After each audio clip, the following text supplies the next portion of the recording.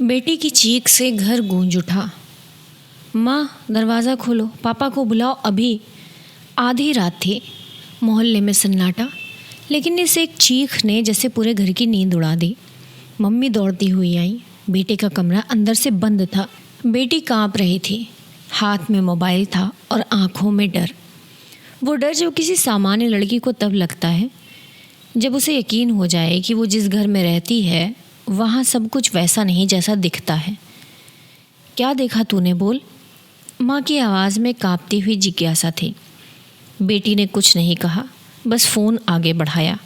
Screen पर WhatsApp का एक चैट खुला था और जो लिखा था वो इस आदर्श बेटी की एक ऐसी परत खोल रहा था जो कोई सोच भी नहीं सकता था। ये कहानी कानपुर के एक मिडिल क्लास फैमिली सक्सेना परिवार की कहानी है। पिता अशोक एक सरकारी कर्मचारी हैं जो रिटायरमेंट की दहलीज पर खड़े हैं।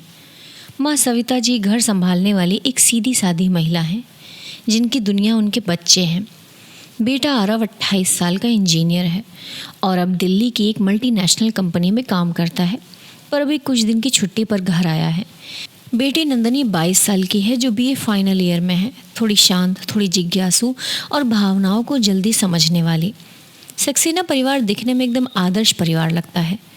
मोहल्ले की नज़र में उनका बेटा आरव हीरा है, कमाता भी है, संस्कारी भी है और अब शादी की बात भी चल रही है।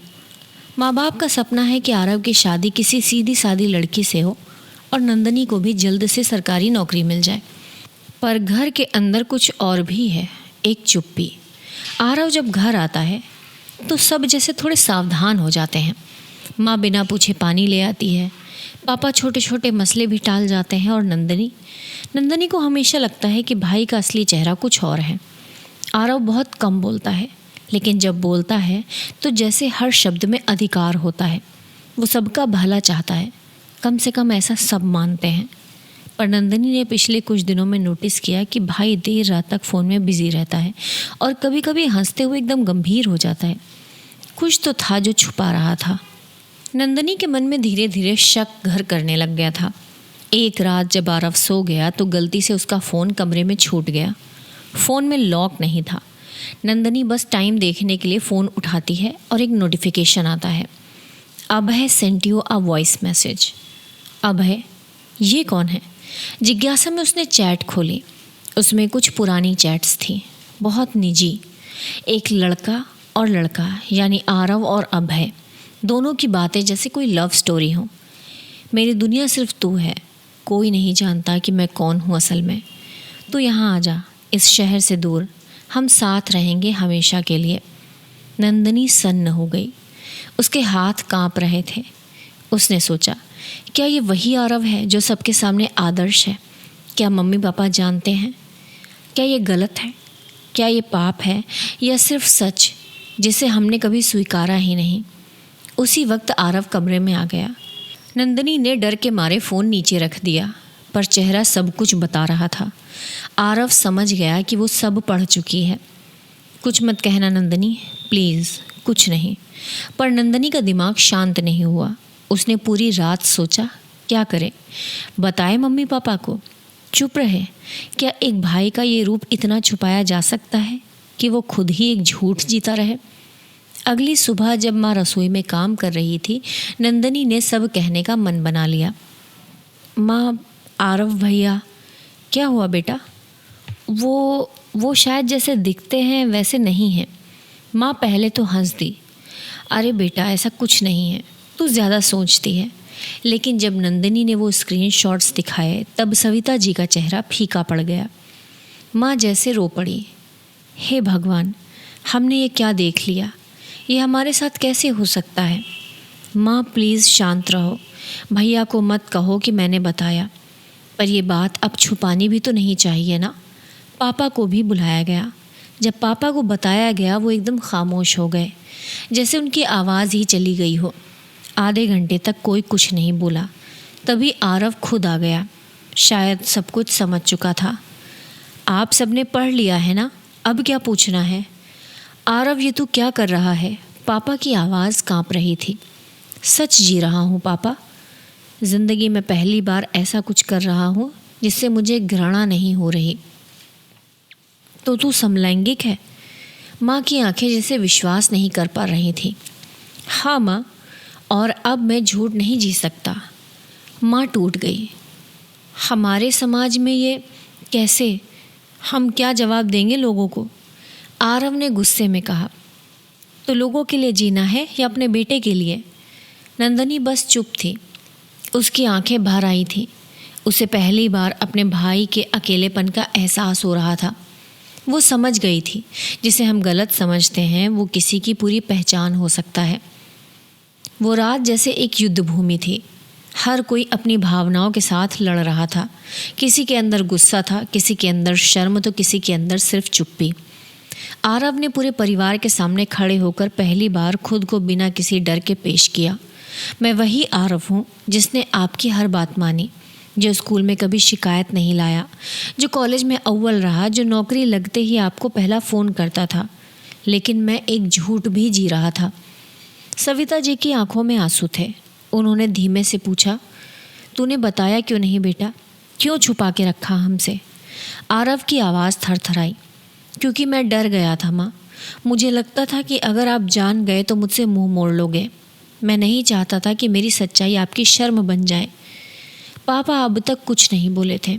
वो सिर्फ देख रहे थे अपने बेटे को, जो उनके आदर्श की छवि से बिल्कुल अलग खड़ा था। पापा, क्या आपने कभी मुझसे पूछा कि मैं क्या चाहता हूँ? एक सन्नाटा छा गया। मैं जब 16 का था तब पहली बार मुझे किसी लड़के को देखकर वो महसूस हुआ जो शायद आपको गलत लगता है। मैं खुद से घृणा करता था। नमाज, पूजा, मंदिर, गंगा स्नान सब कर चुका था ताकि ये बदल जाए, लेकिन ये मेरी बीमारी नहीं है, ये मैं हूँ। माँ अब आरव के पास आ चुकी थी। वो काँप रही थी, लेकिन उनके चेहरे पर आक्रोश नहीं था। सिर्फ माँ थी, टूटती हुई माँ। तू किसी गलत रास्ते पर नहीं गया ना? तुझसे कोई ज़बरदस्ती नहीं हुई? नहीं माँ, अभय से मैं तब मिला जब मैं नौकरी के लिए अकेला शहर में गया। वो मेरा दोस्त था, फिर धीरे धीरे मेरी पहचान का हिस्सा बन गया। क्या वो तुझसे प्यार करता है?